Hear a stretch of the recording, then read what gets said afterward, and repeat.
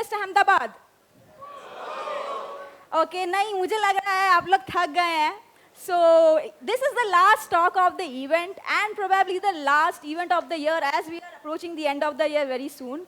So थोड़ा और जोश, थोड़ा और एनर्जी लाइए. Okay, on the count of 3, 2, 1. केम छो Ahmedabad?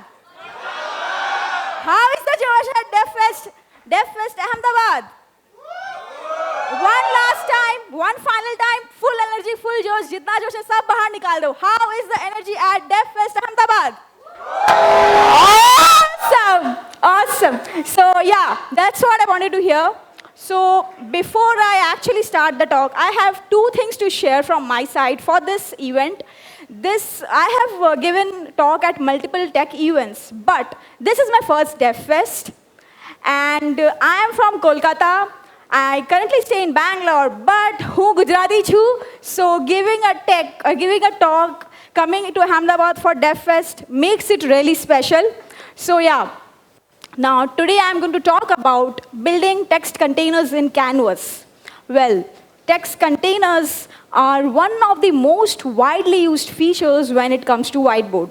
A lot of you sitting here would have used this feature in designing some mock-ups, some architectural diagrams, some roadmap and whatnot. And today in my talk, we will be diving into how these text containers work under the hood in Canvas. And I'll be also sharing some insights on how it's built in Excalidraw, which is a free and open source Canvas-based editor for sketching hand-drawn like diagrams. So are there anyone who has actually used Excalidraw? बहुत कम लोग हैं. If you haven't, you can actually try it out. Just go to excalidraw.com and you can actually try it out and let me know. So yeah, before I start the talk, let me quickly introduce myself. So I'm Aakansha. I'm a front-end developer and a FOSS enthusiast. FOSS basically stands for free and open source software. And I work with the Excalidraw core team. And I also lead the FOSS meetups in Bangalore. One of the agenda of these FOSS meetups is to promote the FOSS community in India, to build a strong FOSS ecosystem in India. And these are my socials. I would love to connect with all of you. If you want to talk about front-end, open source, JavaScript, accessibility, anything, I'm all in for that. So these are basically some of the pictures of the meetups we do.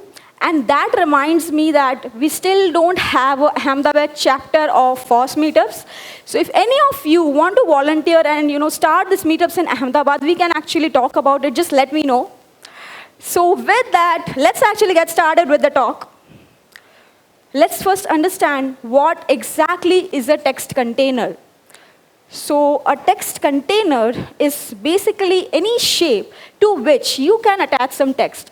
It can be a rectangle, an ellipse, a diamond, maybe some custom shape like a star, to which you can add the capability to attach some text. That is basically a text container. And let's consider this regular text, and we have a container. And if we combine both of these, it becomes a text container. So you can see that the text which was outside, now when you combine it with the container, it is basically getting wrapped inside the container. So for the users who are using this feature, it might seem like that, hey, it's just a rectangle with some text in it. But underneath, there are two separate elements. The text is a separate element, and the container is actually a separate element. And since we are going to build this feature right from scratch, so let's keep a note of it that these two are actually separate elements. Now, whenever we have to build any feature, what we engineers do, we just come up with a basic minimal set of requirements to build a prototype. So let's actually discuss the basic minimal set of requirements to build these text containers in Canvas. So the first requirement is we need a UI for the users so that they can actually attach the text to a container. So we need to build some UI in the app for it. Number one. Number two, we need to link the text and the container so that we know that, hey, this container has this particular text, and this particular text belongs to this particular container. So some kind of relationship we need to build with these two elements. Number 3, the text should no longer be treated as an individual element, but a part of text container, because now whatever actions you apply on the container should be replicated to the text element. Be it moving the container, resizing the container, everything should be replicated to the text element. And number 4, and the most important, the text should always stay inside the container bounding box. And this is actually the most important requirement. So we will be diving into each of these requirements one by one and fulfill it as well. But before that, let's actually decide how do you want to represent an element in the canvas. Let's actually discuss that first. So for that, let's look at this base JSON. So this is the JSON we are going to use to represent the element in the canvas. It has an ID, which basically helps you to uniquely identify the element in the canvas. It has the type, which is basically the shape. Is it a rectangle? Is it a circle? Is it a star? What is it? Number 3, it has the XY coordinates, which are basically helping you to position them on the canvas. It has the width and height, which are basically the dimensions of the element. Rest all attributes are purely for decoration, so we can ignore it. Let's consider this minimal JSON. We are going to use this JSON to represent the element on the canvas. So now that we have decided the JSON structure, let's actually get started with the list of requirements we discussed a while ago. So let's get into the first requirement. The first requirement says that we need some UI for the users to use this feature. Now, if you have used any whiteboard at any point of time and you have used this text containers feature, let it be in Figma, Miro, Excalidraw, any whiteboard, one of the most intuitive ways to build this feature is that you select the container, press enter, and then start typing. Now, whatever text you actually type in this container is getting attached to this container. So, in that way, we can say that, hey, for the keyboard users, selecting the container and pressing enter can be one of the ways to help the users attach the text to the container. For the mouse users, maybe double-clicking on the center of the container. Maybe some way with the context menu. Maybe some UI button somewhere in your app, which also helps you to bind this text to the container. Or maybe something which is not even listed here. There are n number of ways to build a single feature. It depends completely on you how you want to build it. Well, we are not really going to deep dive into these ways. That's not really scope of this talk. But still, why am I mentioning all these ways? So there is one thing common in all these ways, and that is to build any of these, we first need to identify the target container. We first need to understand which container the user is actually targeting in the canvas. And it's a canvas. It's basically a black box. Whatever you draw in the canvas stays inside the canvas. You cannot inspect anything from outside. So you cannot say that, hey, there is a rectangle in my canvas. Let me just add a click listener to it. And then I'll listen to the keyboard. If the user presses enter, I'll ask the user to add the text. That is not going to happen. You cannot inspect anything on the canvas. So how do we do that? So let's consider this. Let's consider this rectangle, which is a target container, and it has some XY coordinates and some width and some height. And this is the user coordinates, A, B, where user is actually trying to click on the canvas. So what we have to do is, we need to determine whether these coordinates are actually lying inside this rectangle, whether the user is trying to target this particular container. And how can we do that? So we have XY coordinates and the dimensions of all the elements in the JSON, right? We already decided that. So what we can do is, let's just loop through all the elements in the canvas and we can check that, hey, does this A, B coordinates fall in the region of any of these elements? So if A, B is between X plus width, and B is between Y and Y plus height, that means that this user is actually trying to target this particular container. So this is like it works theoretically. So let's actually try to implement this. I have a quick demo to show this.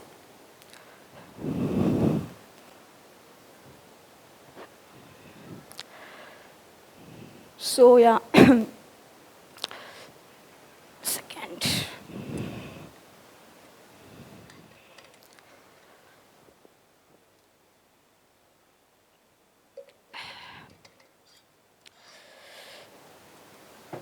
So yeah, I have this pink, okay, I think it's not loaded yet. Let me just load it, yeah. So this is the target container, the pink one which you can see. Now what we are going to do is, when I click inside, I want to render some selection indicator. And when I click outside, that indicator should be gone. That is what we are going to do.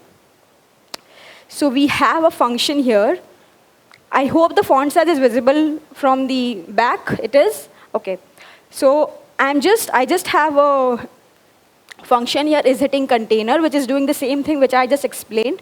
It is just checking whether the client coordinates are within this container region, whether it is between container.x plus container.width and client-wise between container.y and container.y plus height. If this condition is satisfied, I'm returning true, else I'm returning false. Very simple check, right? And since I'm continuously mentioning that user is actually clicking on the canvas, so first thing which can come to our mind is that, hey, let's just add a click listener. So let's just try to add a click listener and see if this works. I already have a click listener here, and I'm just checking whether it's hitting the container by passing the user coordinates. So if it is hitting the container, let me just render the selection indicator, else let's just hide it. So let's see if this works. I'm clicking inside. You can see the selection indicator. It's a hit. Outside, it's gone. It's not a hit. Inside, it's a hit. Outside, it's not a hit. So this works. Let me do some more testing. Is this a hit? 1 second. I think I'm not. Yeah, is this a hit? This is not a hit, right? I'm trying to drag something. Is this a hit? This is not a hit. So you can see that I'm trying to actually drag something, but it is actually determining as a hit. This is a false positive which you are getting if you are using a click listener. So we cannot really use a click listener here. So what is actually happening behind the scenes is that when I'm actually pressing the mouse pointer, the pointer down event gets triggered. When I'm moving the mouse pointer, pointer move event gets triggered. And when I leave the mouse pointer, pointer up event gets triggered. And after that, the click listener is getting triggered. And that is the reason that even though I'm not really clicking on the canvas, I'm dragging it, still it is actually thinking that it's a hit. User is trying to target that container. So we cannot rely on the click listener. But we have the pointer events which are getting triggered. So what if I can actually calculate the distance between these two events, the pointer down coordinates and the pointer up coordinates. And I can check whether this distance is within some threshold, let's say 10 pixel. If this distance is within some threshold, I can say that, hey, it's a hit. The user is actually trying to target that container. Otherwise, it's not a hit. In this case, it's surely a way more than 10 pixels, so it's not a hit. But let's consider this use case where I'm just clicking here. In this case, the pointer down coordinates and pointer up coordinates are so close to each other that the distance would be almost equal to 0. So it will be considered as a hit. So let's actually try this approach and see if this works. I will comment this one. And I already have a pointer down and pointer up listeners already added. I'm calculating the distance here, and I'm checking if it's hitting the container. If it's hitting the container, let me render the selection indicator. Else, let me just hide it. So let's see if this works. So inside, let's see. It's a hit. Outside, it's not a hit. It's a hit. It's not a hit. This works well. Now let's do some more testing. Is this a hit? This is not a hit. This is what we wanted. Is this a hit? This is not a hit. So this works well. And this is what we wanted. So this is how you can actually determine the target container in the canvas. And we can use this pointer events to actually determine the hit region. And this strategy of determining the target region in the canvas is known as Hitbox testing. So that's what we covered. And once we do that, what you can do is, since you have now identified the target container, you can just use the keyboard listener, mouse listener, context menu, whatever ways you want to. And you add this way to implement this feature. We can add the UI on top of it once we have determined the target container. So now, once you have decided which way you want to go ahead with, you just need to add a text area on top of the canvas so that user can start typing. And as you can see, the text, we are just having position absolute because you are placing it on top of the canvas, and you can remove all the styling so that it feels, the user can feel that, hey, they are actually typing it on the canvas and not really on some DOM element. That is why you can see margin 0, padding 0, border 0, outline 0, all the styling is removed. So with this, the first requirement is actually fulfilled. The UI is actually added. Now your users can actually start typing in the container. So let's actually jump to the next requirement, which is we need a way in the code base so that we can understand as engineers that, hey, this particular container has this text, and this text is linked to this particular container. So let's again have some assumptions for this. So a single text can belong to a single container. That is the first assumption we are having. A single container can have a single text. So in short, I can say that it's just a one-on-one relationship between the text and its container. So to build this one-on-one relationship, let's actually look at the JSON which we had discussed a while ago. This is the JSON for a text element. Now you can see that it is basically the same JSON which I showed you a couple of minutes back. It just has the text element attributes on top of it, the font size, the text align, the font family. Rest all is the same. So what I want is, by looking at this JSON, I should be able to identify that whether it's a regular text element or is it a part of a text container. Now how can I do that? Well, every element has a unique ID in the canvas, right? So we can just add an attribute container ID, which will help us to understand that if the text element JSON has a container ID, it means that it's a part of the text container. If it doesn't have a container ID, that means it is a regular text element. This way, one-way relationship is done. Now, we need the same on the other side. By looking at the container JSON also, we need to identify whether it's a regular container or is it part of a text container. So let's look at the container JSON as well. Here also, we can apply the same strategy because it's a one-on-one relationship. So what we can do is, let's just add a bound text element ID attribute, which will help us to identify, by looking at the container JSON, whether it's a regular container or is it a part of a text container.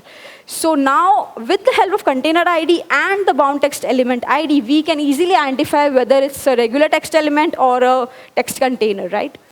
So with this, we have built the one-on-one relationship in our code base, and we satisfy the second requirement as well.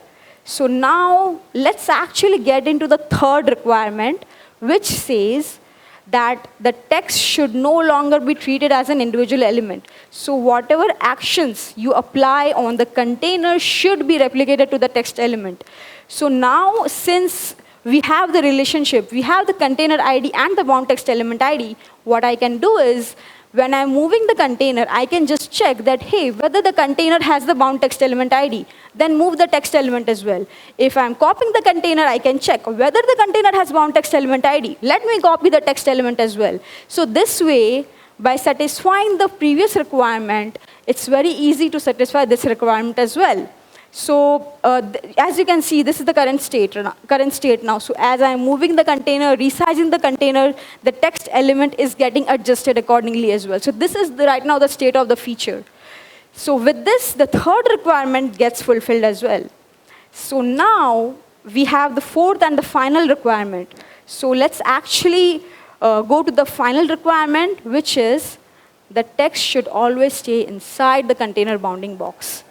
Now, what exactly is this container bounding box? Let's first try to understand that. So the red outline, which you can see, that is actually the container bounding box. Depending on the shape, the bounding box can get complicated. So for the scope of this talk, I'll keep it scoped to just the rectangle bounding box, which is just 5 pixel padding from all the sides. But if you want to know about the other bounding boxes, we can actually catch up after the talk. So let's consider the scenario that the text should never go out of the rectangle bounding box. And that should happen in two cases. Number one, when the user is actually typing in the text editor, which is the DOM. Number 2, when the user exits the text editor, which is the canvas.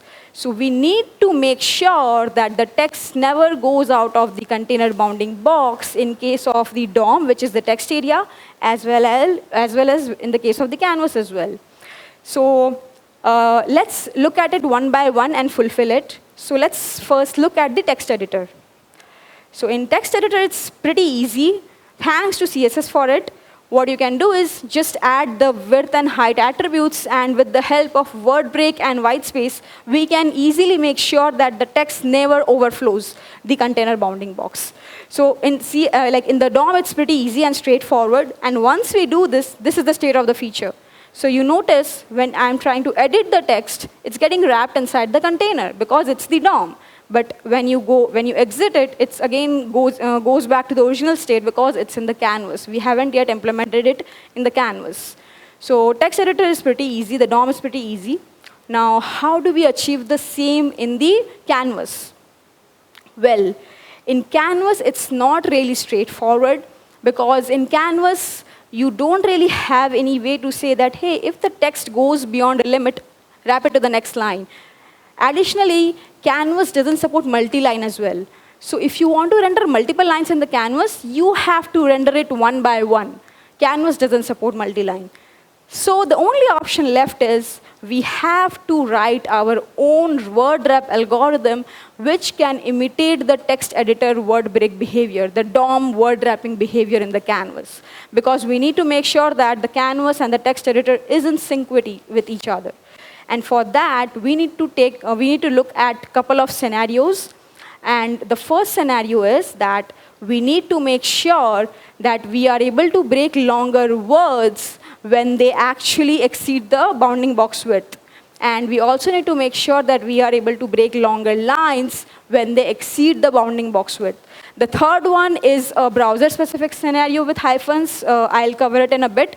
But the first two cases of breaking longer lines and longer words are very, very important. So let's look at the examples for this to understand it better. Hi, this is long line, so should break. This definitely cannot fit in this container. So you can see it is breaking at word long, should, and break. This is how it happens in the DOM. We need to replicate exactly this in the canvas as well. And if you look at words like internationalization, which cannot fit in this container, it is breaking at character N. So this is again the same thing we need to replicate in the word wrap algorithm. So we need to make sure that our word wrap algorithm is strong enough to deal with these kind of scenarios of breaking longer words and longer lines. And the third case, which I was talking about, with hyphenated words, hey, word hyphen break.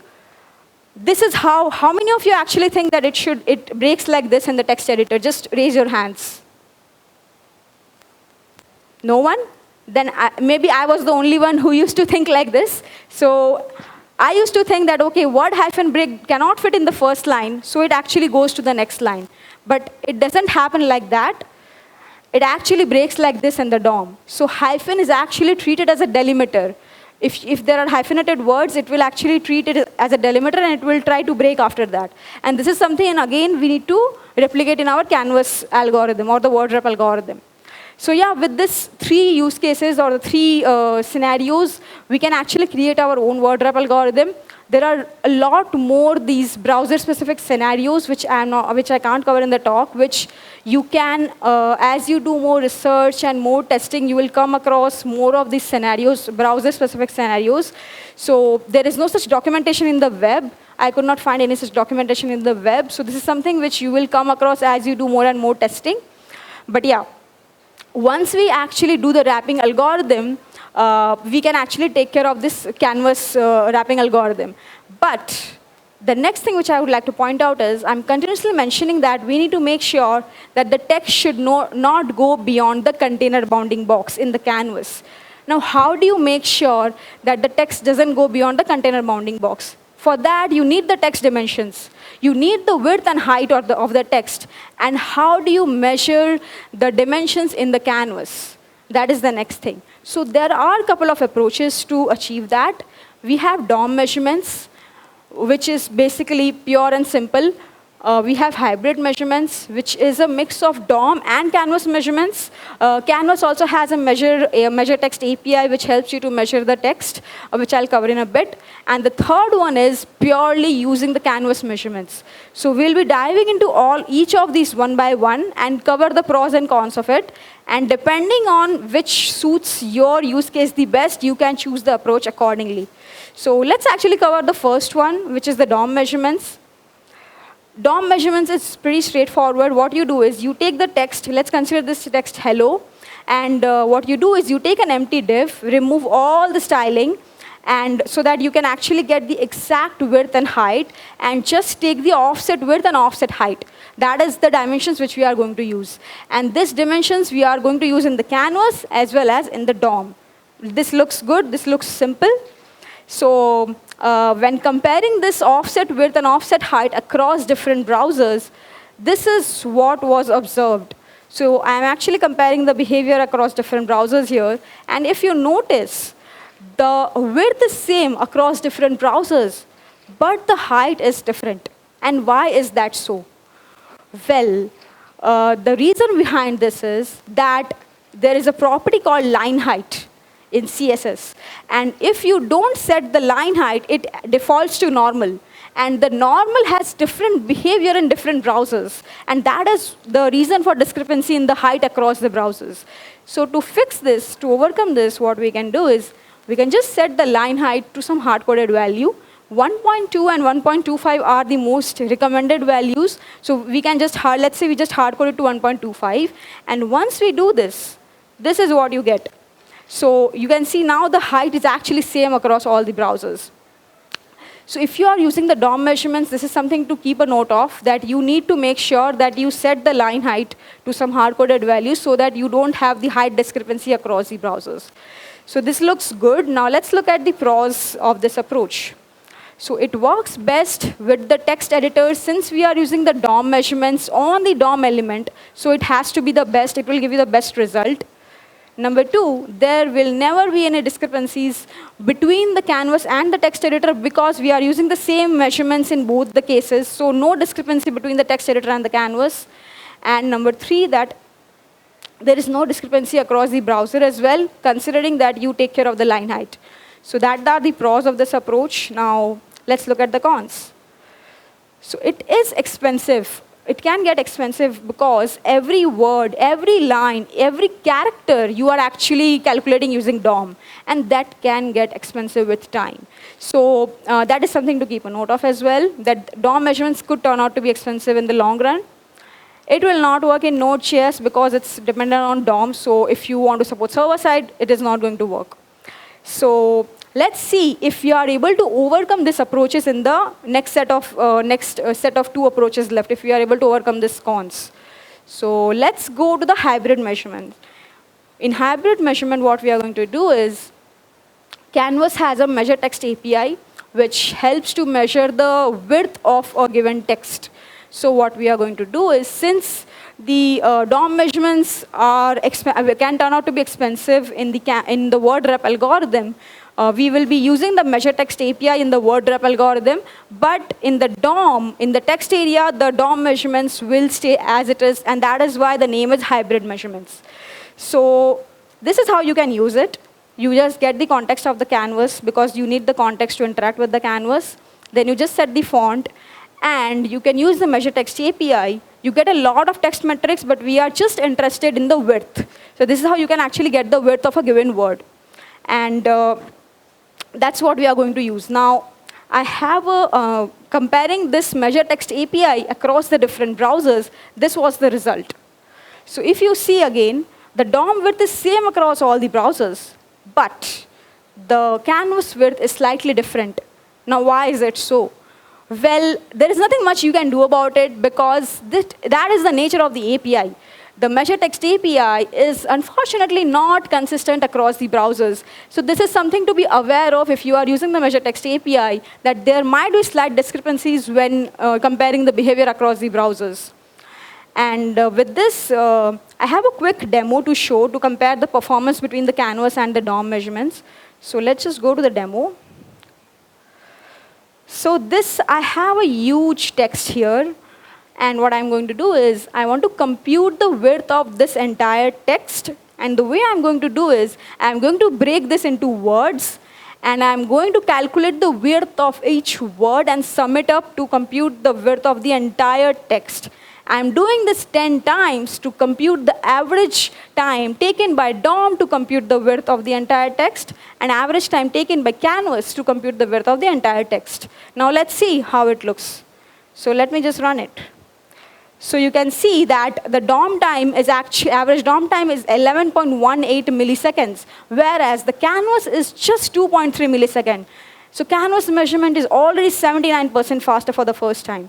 Let me try it more, 89%, 90%, 89. So it's like close to 85 or 80, between 85 to 90 on this device. So this is like a huge improvement, huge performance improvement, right?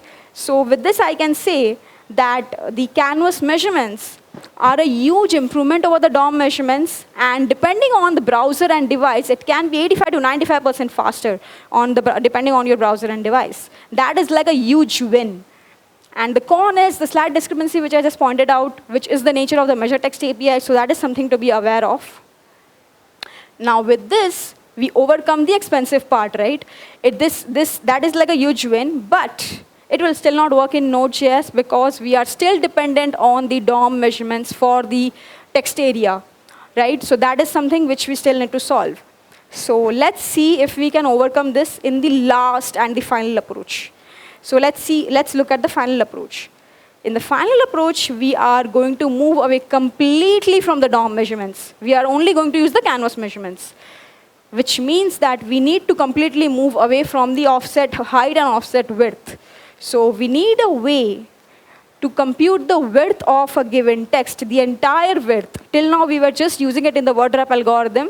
Now we are going to use it in the DOM text editor as well. So we need a way to compute the width of the entire text using the MeasureText algorithm. And we also need a way to compute the height of the text as well. So let's see how we can solve it one by one. Let's look at the first one. Let's see how we can compute the width. Let's consider this text. So Canvas doesn't support multi-line, as I told you. So the first thing what you can do is just split the text into multiple lines, compute the width of each line, and whichever line takes the maximum width, that is the safest width to assume for that particular text. So for this example, page when looking at it has the longest or the largest width, and that is what I can take as the width of this entire text. So this way, we can completely move away from the offset width, which I was using for the DOM measurements, because now I have a way to use the MeasureText API to compute the width. Now, how do I do the same for the height? So for the height, we have hard-coded the line height as 1.25. Now, I can actually multiply it with the font size to convert it into pixels, and I already know what are the number of lines. So I can just multiply it with the number of lines, and I can get the height of this particular text. And this way, we can completely move away from the offset height as well. We can completely move away from the DOM measurements. So with this approach, we can actually overcome the Node.js part because the MeasureText has the Node.js support. So this will start working on the server as well if that is one of the criteria for you. And this is the conclusion of all the three approaches. So the DOM measurements works the best when you talk about the discrepancies. It has 0 discrepancies between the text editor and Canvas, and 0 discrepancies when you talk about the cross-browser as well. And the Canvas measurements work the best when you talk about the performance or the Node.js support. So yeah, that was like a conclusion of all the three approaches. Now I would like to cover some of the performance improvements which we can actually push to make the code more faster and optimized. So let's talk about the performance improvements. So the first thing which we can do is we can just store the wrapped text in the text element JSON itself. So for example, when you are actually moving the text container, you don't really need to calculate the wrapped text again and again. So this will act as an optimization layer on top of it. Every language has a limited character set. So for longer words, there is a high chance that those characters will be repeating. So you can actually start caching the character width, and that is going to give you a huge performance improvement as well. So let me just show you this with the help of a quick demo. So it's again the same text which I showed you a couple of minutes back, but this time instead of breaking it into words, I'm actually going to break it into characters and compute the width of the entire text by summing it up, by summing the character width. And this I'm going to do it with cache and without cache. So let me run it and let's see what happens for the first run, because that time the cache is just going to create. So the first time, without cache, it is taking 6.1 millisecond, and with cache, it's taking just 0.6 milliseconds. It's like 90% improvement already, because it's a huge word. So obviously the characters are repeating, so cache is already being used. And this is again a huge improvement. Let me run it again. It's 93%, 94, 94. So it's like on this device, it looks like almost touching 90 plus on this device. And this is again a huge improvement, performance improvement. So I can say that, hey, if I use the cache, it's like 85 to 95% faster depending on the browser and device. And we can also improve the wrapping algorithm by finding the breakpoint faster by using the techniques like binary search. So these are like some of the performance improvements, and there are a lot more which I cannot cover in the talk, but yeah, definitely some of these you can try out. And with this, I would like to wrap up with the takeaways, whatever we have learned so far. So we covered hitbox testing to identify the target container in the canvas. Canvas doesn't support multi-line, so that is something which needs to be handled. Since Canvas doesn't really have a way to break the words, so we need to imitate the word break behavior in the Canvas for the text editor. Canvas measurements is definitely a huge improvement over the DOM measurements, and it supports Node as well. And with caching and techniques like binary search, we can make the algo a lot more faster and optimized. So yeah, this was like the takeaways, and this has basically all the demos which I showed you. So you can scan the QR code for this and try it out in your browser and device, and let me know how it behaves for you. So yeah, I would love to know how it behaves for you, because this is something, and this is, again, I'm using a different laptop today, so this was again a testing on a different laptop. So you can actually try it on yours and let me know. And yeah, these are basically my socials. I would love to connect with all of you. And with this, I would like to wrap up the talk. Thank you so much. And I had a great time here.